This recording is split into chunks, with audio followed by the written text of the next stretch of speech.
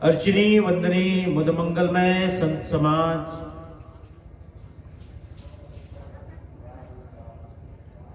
सदगुरु के चरणों में, सदगुरु के वचनों में,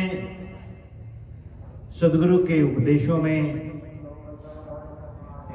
अनन्य निष्ठा, अनन्य भाव और अनन्य प्रीति अनुरक्ति रखने वाले भक्त हंस,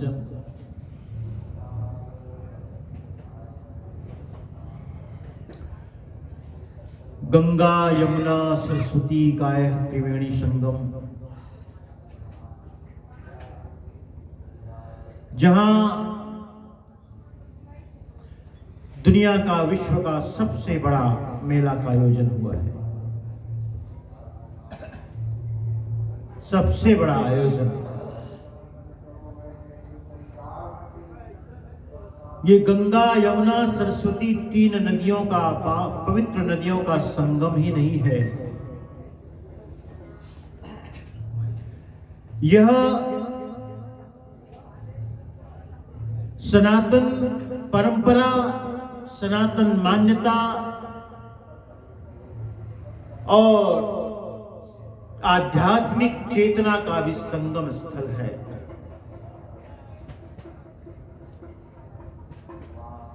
अनेक साधु संत यहां आए हुए हैं।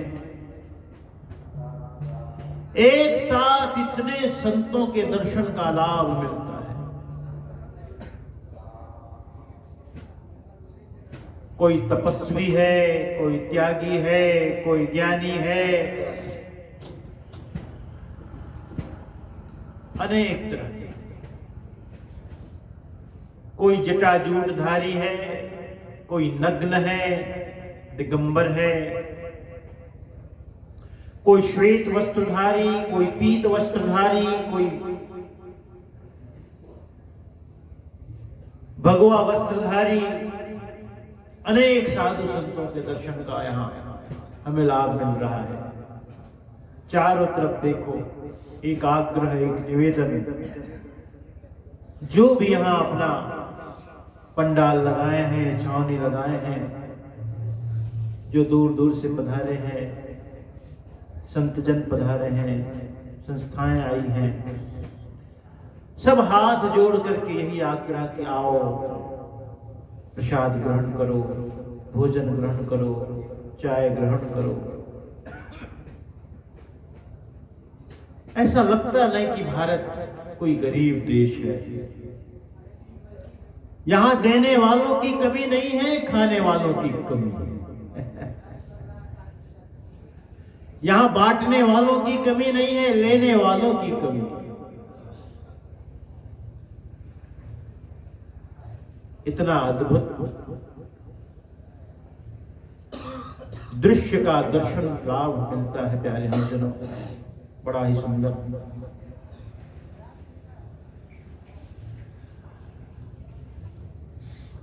आध्यात्मिक चेतना की परम ऊंचाई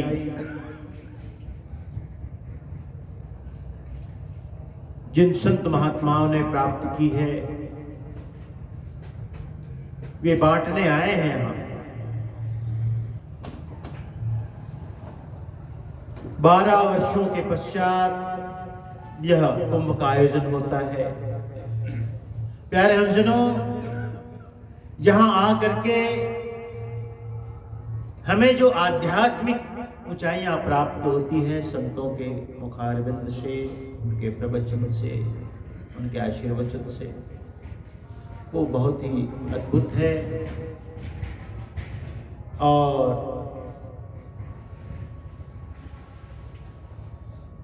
यहां मात्र हम स्नान करने नहीं आते, स्नान करके अपने मन को भी धोने आते हैं। और यदि भावना सच्ची है, लगन सच्ची है, भाव सच्चा है, तो पवित्र संगम के में एक ही डूबकी से सब कुछ हमारा धुल जाता है। लेकिन भावना की बात है। एक राज्य का, और ये सच्ची घटना है, विजयनगर। राज्य का बड़ा संगीत का जानकार था। उनके जन्म की 70वीं वर्षगांठ मनाई जा रही थी। राजमहल में बड़ा आयोजन किया गया। राजा स्वयं उपस्थित थे। बड़े बड़े संगीतकारों को, कलाकारों को, बड़े धनपतियों को, अमीरों को, समाज के गणमान्य नागरिकों को, सबको आमंत्रित किया गया था। 70वीं वर्षगांठ के अवसर पर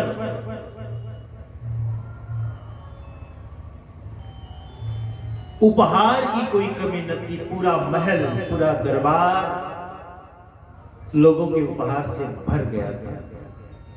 बड़े बड़े लोग 70वीं वर्षगांठ, और वो भी एक बड़े कलाकार, एक संगीतकार का।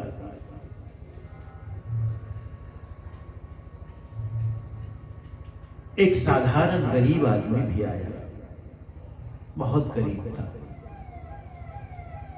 देने को उसके पास कुछ भी न था। द्वारपाल से उसने प्रार्थना की कि मैं भी इस अवसर पर कुछ देना चाहता हूं। द्वारपाल ने कहा, यहां तुम जैसे व्यक्ति की क्या जरूरत हो सकती है, तुम क्या दे सकते हो भला? उसने कहा, मैं जो भी लाया हूं मैं देना चाहता हूं, मुझे जाने दो। द्वारपाल से उसने बहुत प्रार्थना की, अर्जी की, लेकिन द्वारपाल उसे जाने नहीं दिया। और जो द्वारपाल से उनकी जो बातचीत थी, उसकी आवाज महल तक पहुंची। चिल्लाने की आवाज, जोर से बोलने की आवाज। संगीतकार ने कहा, लगता है कोई आना चाहता है। द्वारपाल से कहा, आने दो, कोई आना चाहता है, उसे आने दो। वह गरीब, कोई 40 बरस का, बहुत ही साधारण गरीब आदमी, गांव का आदमी, लेकिन संगीत प्रेमी था। आया, उसने कहा, मैं भी इस अवसर पर आपको कुछ देना चाहता हूं। माना कि मेरे पास कुछ भी नहीं है, लेकिन कुछ देना चाहता हूं। फिर जानते उसने क्या किया? ऊपर हाथ किया, नजरें ऊपर की, हाथ उठाया और कहा, परमात्मन, देने को तो मेरे पास कुछ भी नहीं है इन महान संगीतकार को, लेकिन मेरा शेष जीवन इस संगीतकार को मैं समर्पित करता हूं, क्योंकि यही मेरे पास है। जो ही उसने कहा, हे परमात्मन, मेरे जीवन का शेष समय मैं इस संगीतकार को देता हूं। यह वाक्य पूरा ही ना पूरा हुआ भी नहीं था, धड़ाम से नीचे गिरा और वो गरीब आदमी वहीं मर गया। मानो उसने अपने जीवन का शेष समय उस संगीतकार को समर्पित कर दिया। 40 वर्ष का। अगर वो 60 साल जीता, वो 80 साल जीता, तो अपना बाकी शेष 20 साल, 40 साल उसने संगीतकार को समर्पित कर दिया।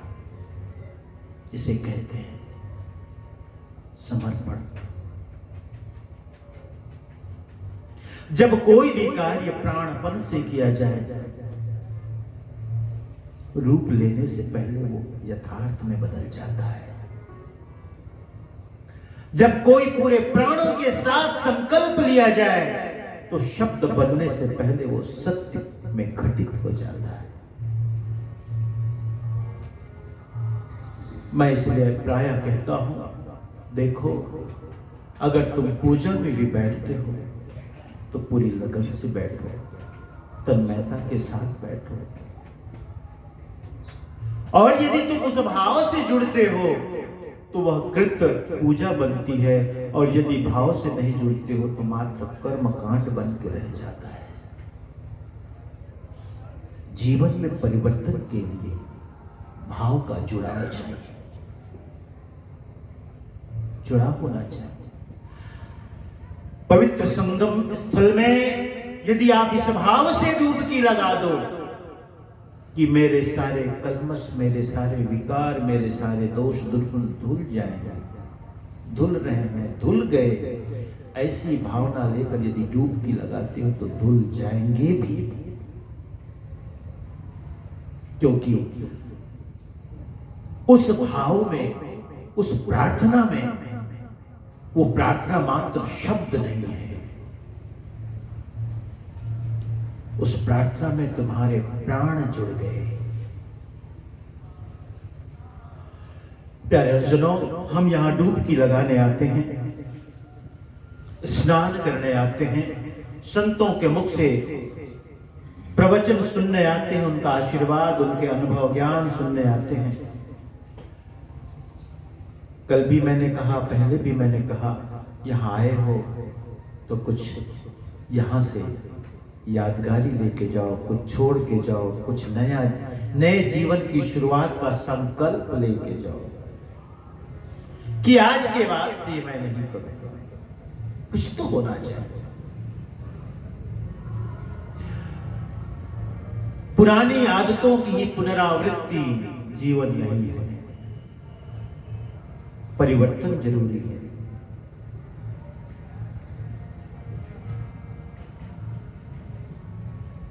मैं बपुरी डूबंडरी रही किनारे बैठ, साहब कहते हैं, जिन डूबा तिन पाया गहरे पानी पे, मैं बपुरी डूबंडरी रही किनारे बैठ। यदि आप प्रवचन में भी हैं, उपदेश में, जहां उपदेश हो रहा है वहां बैठे हैं, पूजा हो रही वहां बैठे, लेकिन आप बैठे तो हैं शरीर से, लेकिन भाव से नहीं, तो आप किनारे बैठे ही रह जाओगे। भाव का जुड़ाव चाहिए, समर्पण चाहिए, विश्वास चाहिए। सदगुरु कबीर साहब भी कहते हैं, मैं तो हूं विश्वास। ना मंदिर में, ना मस्जिद में, ना काशी कैलाश में, खोजी हो या तुरंत मिल जाऊं, एक पल की तलाश में। कहे कबीर सुनो वै साधु, मैं तो हूं विश्वास में। विश्वास बहुत बड़ी कीमिया है जीवन परिवर्तन के लिए। विश्वास जरूरी है। गुरु के प्रति विश्वास, गुरु के वचनों के प्रति विश्वास। इसलिए जीवन में श्रद्धा की जरूरत है, दृढ़ निश्चय की जरूरत है, पूर्ण संकल्प की जरूरत है। चाहे आध्यात्मिक जीवन हो, चाहे व्यावहारिक जीवन हो, यदि दृढ़ संकल्प और दृढ़ निश्चय नहीं है तो जीवन में कोई परिणाम आने वाला नहीं है।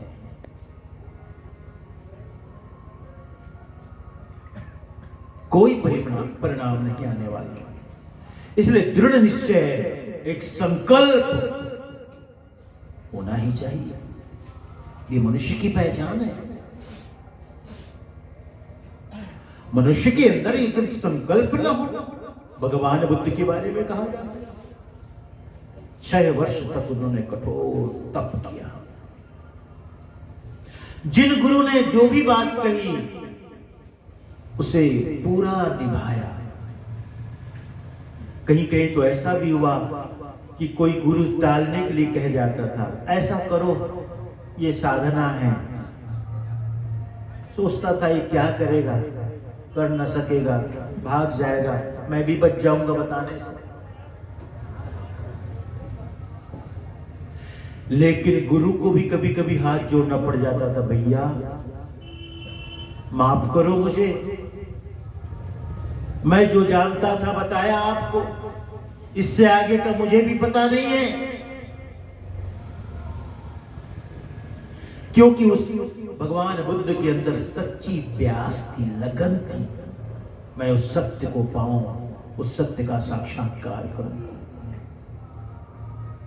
एक गुरु ने तो कहा, भोजन का त्याग करते जाओ, करते जाओ, करते जाओ, अंत में चावल का एक दाना शेष रह जाए, इतना भोजन हो तुम्हारा। उस भगवान बुद्ध ने ये भी किया। सब करने के बाद भी उन्हें कुछ मिला नहीं, शरीर दुर्बल हो गया, कमजोर हो गया। एक छोटी सी नदी थी, वो भी पार न कर सका। उसकी धारा में कोई बहुत प्रवाह नहीं था, लेकिन शरीर इतना कमजोर हो गया कि उसकी हल्की धारा वो भी उसे बहा ले गई। किसी तरह उसने पेड़ की जड़ पकड़ा। जड़ पकड़ने के बाद अपने को किनारे लगाया। पूर्णिमा की रात थी। किसी बहन ने देखा उसे कि बड़ा कमजोर हो गया, बीमार लगता है। खीर बनाकर भी खिलाई थी पहली बार।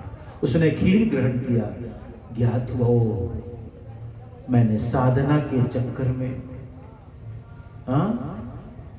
तपस्या के चक्कर में शरीर को ही बर्बाद कर दिया। जो साधन है उसी साधन का मैंने ध्यान नहीं किया। और खीर खाने के बाद उसके अंदर एक शक्ति आई, अच्छा लगा। फिर कहते हैं वो जो पीपल का वृक्ष था जिसके पास वो बैठे, पूर्णिमा की रात थी, और एक संकल्प, एक दृढ़ संकल्प किया, बस कार्यम वा साधेयम देहम वापते। या तो कार्य की सिद्धि ही हो जाएगी या तो शरीर गिर जाएगा। बस संकल्प कर लिया। और कहते हैं उसी रात उन्हें आत्मज्ञान की प्राप्ति, बोधि, संबोधि की प्राप्ति। इसको कहते हैं दृढ़ निश्चय। जीवन के लिए दृढ़ निश्चय जरूरी है।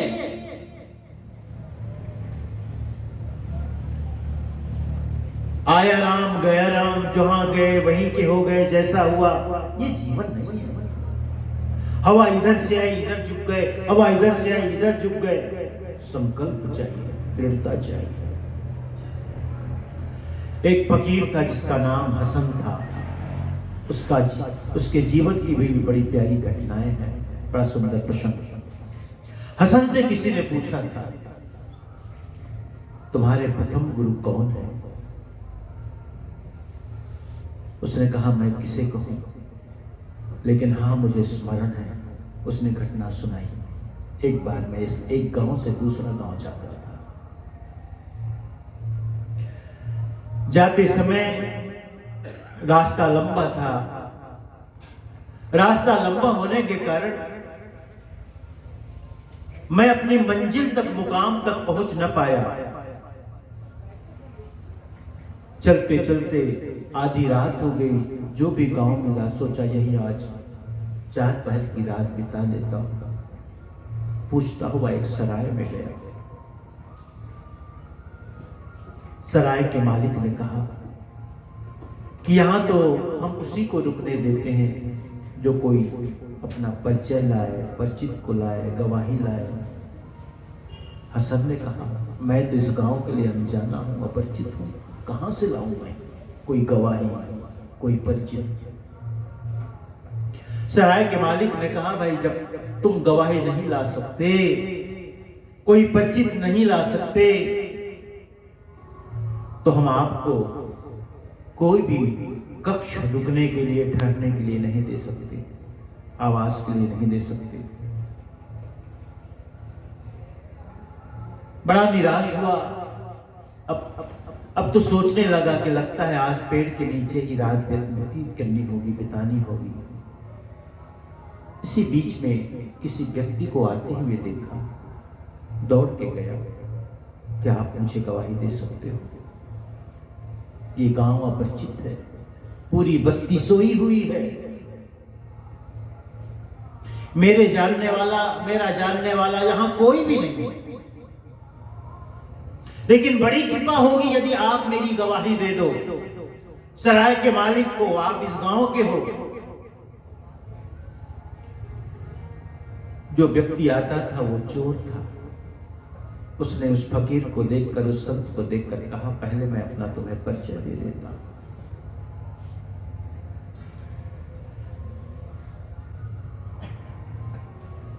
वस्तुतः मैं एक चोर हूं। और रात के समय मैं अपने काम पे निकला हूं, तुम कहते हो सराय के मालिक को गवाही दे दो। मेरी गवाही सराय के मालिक को काम आएगी कि नहीं आएगी मैं नहीं जानता। एक चोर एक साधु के काम आ सकेगा कि नहीं आ सकेगा मैं नहीं जानता, लेकिन एक बात आपको कह देता हूं, मैं तो चोरी के उद्देश्य से निकला हूं, काम पे निकला हूं। मेरा घर खाली है, मेरा घर खाली है। रात भर तो मैं बाहर रहूंगा, घर खाली है, तुम वहीं रुक जाओ। पहली बार उस हसन संत को ऐसा लगा कि मैं एक चोर के घर में रहूंगा। आज पहली बार ऐसा लगा कि एक संत एक चोर के समक्ष कमजोर हो गया है, डावाडोल। लेकिन उसने जाना स्वीकार किया, ठीक है, अपने घर में ले गया। घर में उनका बिस्तर आदि लगाने के बाद कहता है कि दरवाजा लगा देना, मैं तो पूरी रात बाहर रहूंगा, सुबह ही आऊंगा। मन ही मन हसन सोचने लगा कि देखो, मैं तो सोचता था कि चोर तो अक्सर संतों से डरते हैं, घबराते हैं,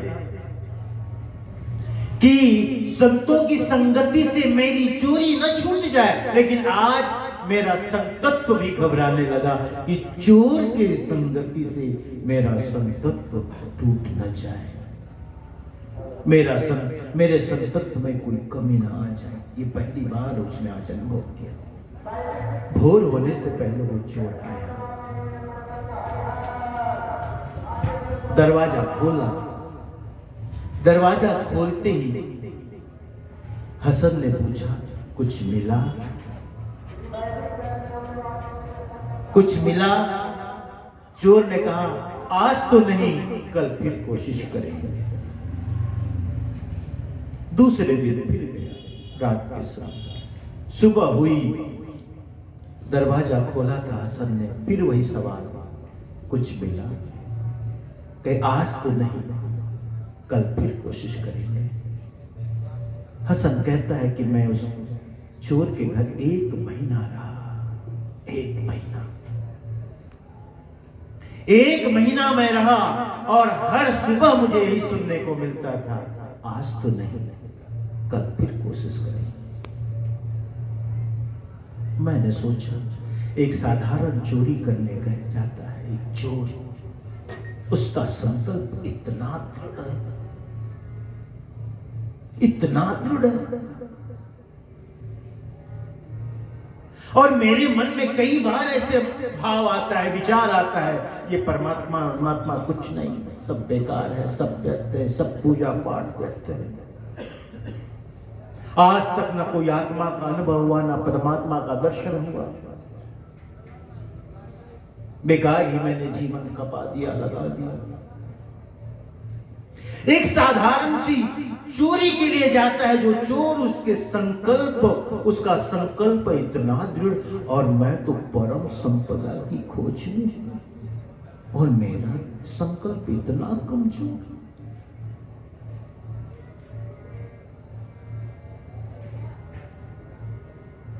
मुझे जब आत्मज्ञान हुआ तो सबसे पहले मुझे उस चोर की याद आई, क्योंकि वही मेरा प्रथम गुरु था, वही मेरा प्रथम गुरु था। प्यारे हजनों, इसलिए अध्यात्म की परम ऊंचाई को पाना है तो संकल्प चाहिए, दृढ़ संकल्प। उसके जीवन की एक और घटना,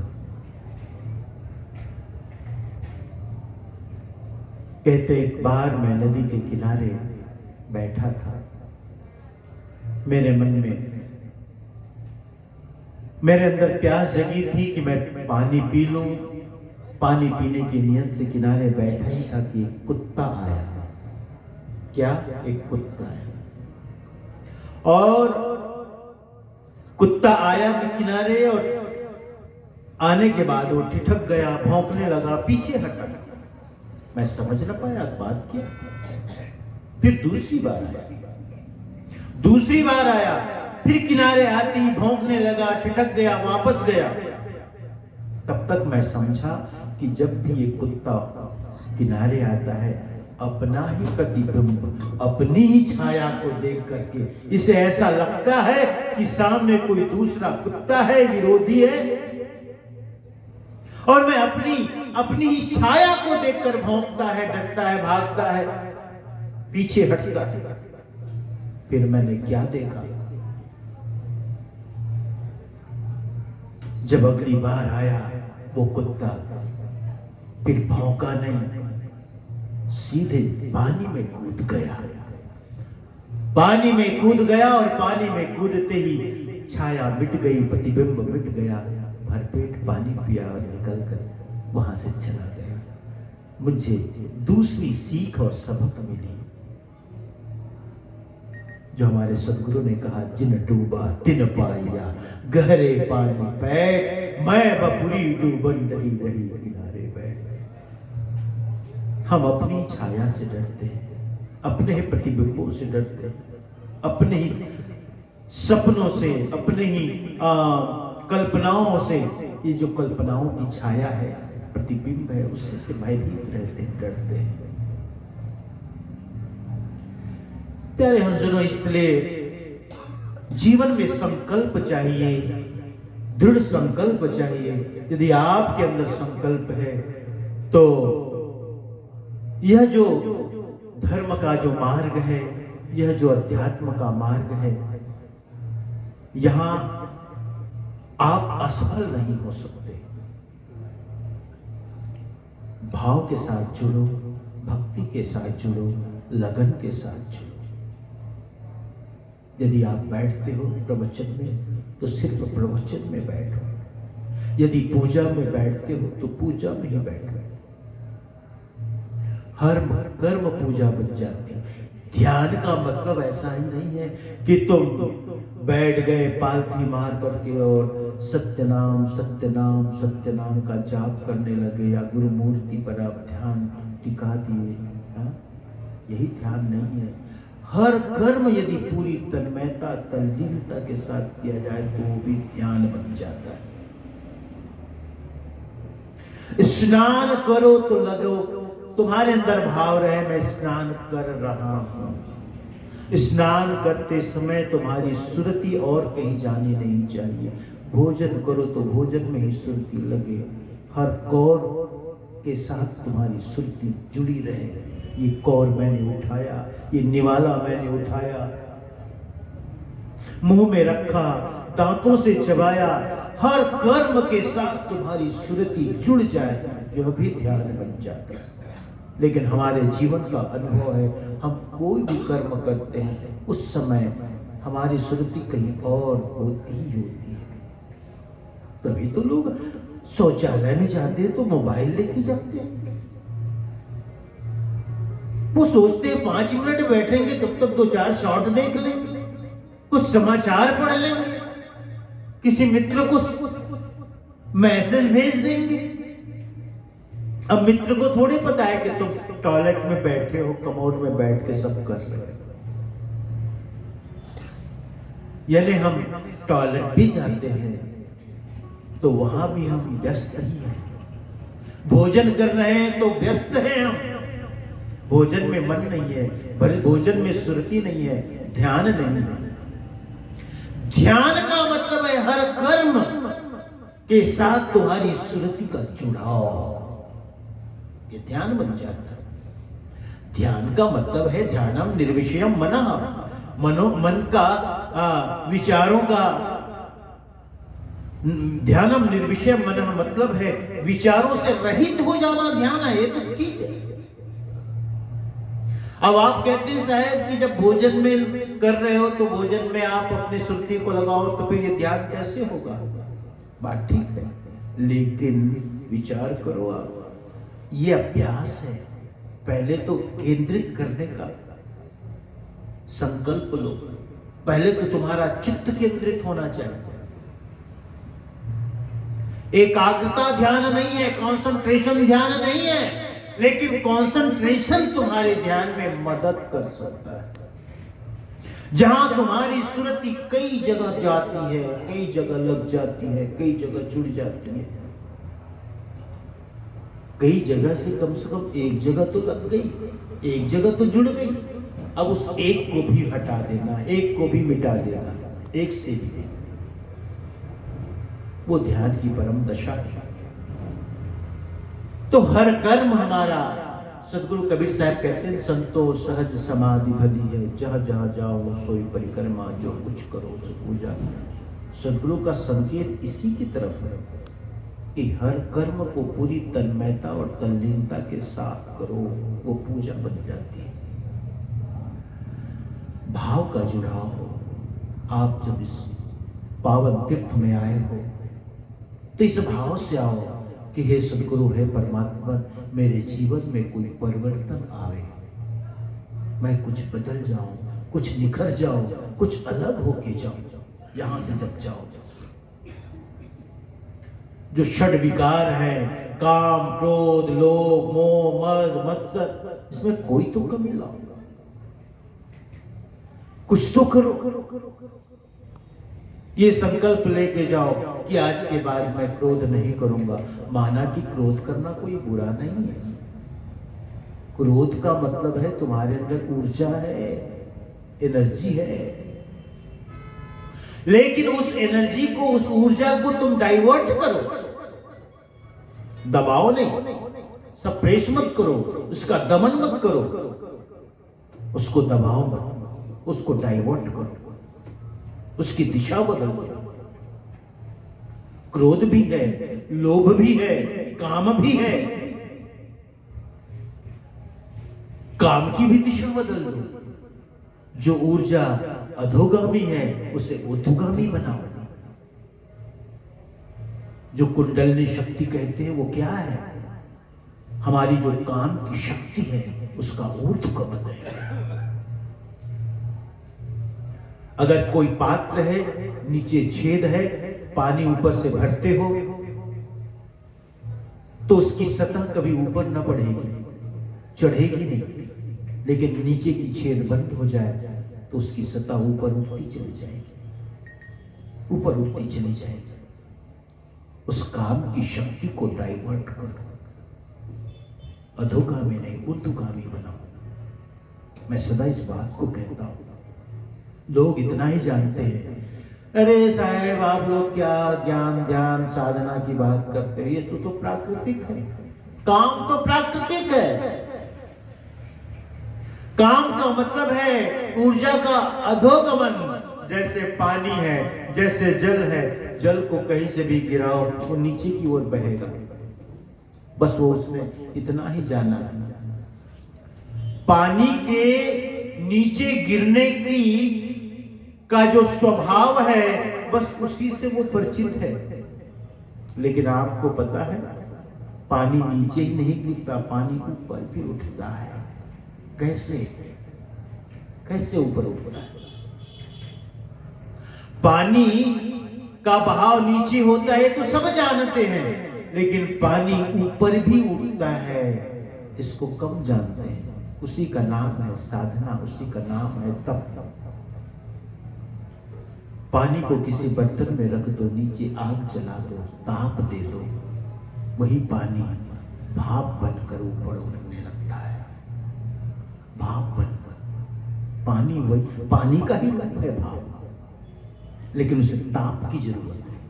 ताप का मतलब है जीवन में साधना की, जिसको हम तप कहते हैं। तप और ताप एक ही बात है, तप से ताप बना है।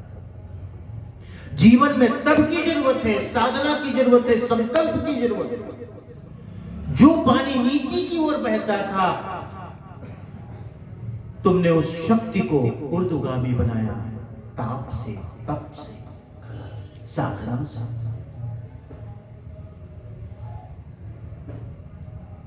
परिवर्तन चाहिए, होना ही चाहिए।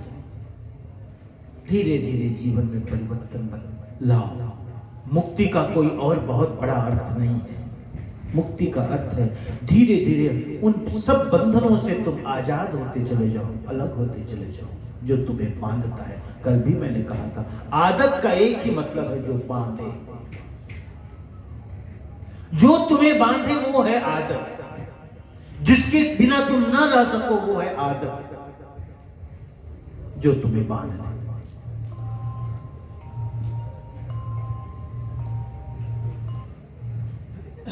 जो तुम्हें बांध दे वो आदत। हा? तो हम इससे मुक्त होए। धीरे धीरे धीरे धीरे जीवन की, मैं कभी पंक्तियों से भी कहता हूं, अरे तुमने खान पान शुद्ध कर लिया तो कोई बहुत बड़ा तीर मार लिया, ऐसा मत सोचो। ठीक है, अच्छी बात है, आहार शुद्ध हो, सत्व शुद्धि कहा गया। आहार की शुद्ध होने से हमारी बुद्धि शुद्ध होती है, यहां तक तो ठीक है। अगर आपने खान पान सुधार लिया, तुम्हारे जीवन में कोई व्यसन नहीं, कोई बुराई नहीं, इतने से संतुष्ट नहीं हो जाना, इसी में रुक नहीं जाना। इसके आगे भी है, इसके आगे भी है, बहुत चलना है अभी। फिर धीरे धीरे अपने जीवन से काम को, क्रोध को, लोभ को, मोह को, मद को, अहंकार को, तृष्णा को, परिग्रह की वृत्ति को, इस सबको भी धीरे धीरे खत्म करो।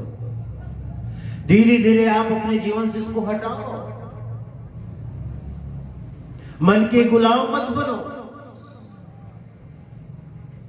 मन सोचता है ये मेरा अपमान हुआ, मन सोचता है मेरा सम्मान हुआ। क्या मान और क्या अपमान, क्या लाभ और क्या हानि, क्या जय और क्या पराजय, ये सब मन का खेल है।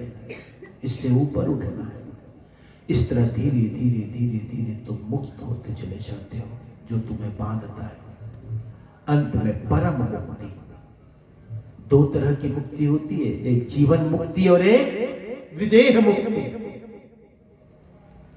शरीर के रहते रहते तुम जीवन मुक्त हो सकते हो जीवन से, लेकिन प्रारब्ध वशात कुछ कर्म शेष रह गया है। एक दिन प्रारब्ध गिरता है और तुम सदा के लिए मुक्त हो जाते हो। उसी का नाम विदेह मुक्ति है। शरीर से भी मुक्ति मिल जाती है और मुक्ति में ही आनंद है। जितने आदतों से बंधे रहोगे उसमें दुख है, बंधन है। स्वतंत्रता में आनंद है। सदगुरु परमात्मा ने, प्रकृति परमात्मा ने हमें परम स्वतंत्र बनाया। प्यारे हो, सुनो, इसलिए हम यहां आए तो कुछ लाभ लेके जाए, कुछ अच्छा, ऐसा कोई परिवर्तन जीवन में। एक भक्त ने मेरे से कहा, साहब कुछ आप कहिए कि मैं कुछ छोड़ दूं। मैंने कहा, क्या कहते हो? मैं कुछ न कुछ ऐसा कह दीजिए कि मेरे जीवन का संकल्प बन जाए। मैंने कहा, अच्छा देखो कैसा भाव, मैं सोच न पा रहा हूं, लेकिन आप कह दो, मैं गुरु की आज्ञा मानकर इसको जीवन भर निभाऊंगा। ऐसा होना चाहिए। मैं तो कहता हूं सच्चा सत्संगी वही है जिसके घर में सुंदर वातावरण है। संकल्प लो कि आज के बाद मैं कठोर वचन किसी से न बोलूंगा। संकल्प लो कि मैं किसी के प्रति अहित की भावना नहीं रखूंगा, चाहे वो दोस्त हो या दुश्मन हो, सबके लिए हित की भावना रखूंगा। किसी के प्रति द्वेष नहीं, किसी के प्रति ईर्ष्या नहीं। और मैं आपसे कहता हूं ये मन के ही रोग है। जिस व्यक्ति के जीवन में ज्यादा ईर्ष्या होती है, द्वेष होता है, जलन की भावना होती है, नकारात्मकता होती है, आप गौर करना, मैं आपको कहता हूं वो व्यक्ति ज्यादा दुखी और ज्यादा रोगी होता है। क्योंकि रोग शरीर में बाद में आता है, मन में पहले लगता है। 6 महीने पहले मन में रख जाता है, शरीर में 6 महीने बाद प्रकट होता है। जो व्यक्ति जितना ही हंसमुख है, जितना ही प्रसन्न है, प्रसन्न चित्त है, जिसके मन में किसी के प्रति द्वेष का भाव नहीं, ईर्ष्या का भाव नहीं, देखना वो सदा उत्फुल्ल रहने वाला, प्रफुल्लित रहने वाला, रोग से मुक्त रहता है। नेगेटिविटी हमारे अंदर रोग लाता है, पॉजिटिविटी हमारे अंदर प्रसन्नता लाता है।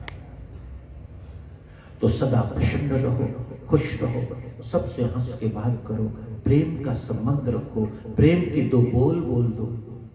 ये भी तुम कर सकते हो। जीवन में परिवर्तन होना चाहिए। और ख्याल में रखना, दुनिया कितनी भी फ्रॉड हो जाए, आप कहोगे साहब आज का समय नहीं है, टिट फॉर टैट, जो जैसा है उसके साथ वैसा बर्ताव करना पड़ता है। कुछ दूर तक ठीक है, ये तथ्यगत बात है, सत्यगत बात है। ये सत्य नहीं है, ये तथ्य है। साहब तो कहते जो तो को काटा वो वेता ही बोए तो फूल, तो को फूल है, वाको है त्रिशूल। आपका शुभ चिंतन, आपका शुभ विचार, आपका शुभ कर्म सदा फलदायी रहेगा। और जो आपके लिए गलत सोचते हैं, गलत व्यवहार करते हैं, एक दिन उनकी हार होती ही होती है। थोड़े धैर्य की जरूरत है, धीरज की जरूरत है। अध्यात्म में, धर्म के मार्ग में धीरज और धैर्य की बड़ी महिमा है। ये ऐसा नहीं कि कल चना बोया तुमने और परसों उगाड़ कर देखा कि अंकुर आया कि नहीं आया। वो कभी कहानी सुनी ना कि बंदरों ने सोचा ये किसान हमें हमेशा मारते हैं, भगाते हैं, पत्थर मारते हैं, डंडा मारते हैं, हम इनके खेतों में जाते हैं तो भोजन के लिए ऐसा करते हैं, हम लोग सब मिलकर के खेती करते हैं, चने की खेती करते हैं। चने की खेती की सब अपने ही खेत का हम खाएंगे। लेकिन बंदरों की आदत जैसा आप जानते हैं, आज बोया था, कल उघाड़ के देखे कितना हुआ, अगले दिन फिर देखा, अरे वो तुम्हारे उघाड़ने से उसमें अंकुरण ना आएगा। रोज रोज तुम देखोगे, उघाड़ के देखोगे, उसे नमी चाहिए, उसे गर्मी चाहिए, उसे ढकने की जरूरत है, तुम बार बार उघाड़ोगे। ऐसे ही अध्यात्म और धर्म के मार्ग में भी तुम कहोगे त्वरित फल मिले, तुरंत फल मिले, संभव नहीं। धैर्य की जरूरत है, धीरज की जरूरत है, लेकिन फल शुभ ही मिलेगा, क्योंकि शुभ चिंतन होगा। साहब भी कहते हैं सुख देवे सुख होता है, दुख देवे दुख हो। ये पूरी दुनिया, पूरा संसार इकोसिस्टम है।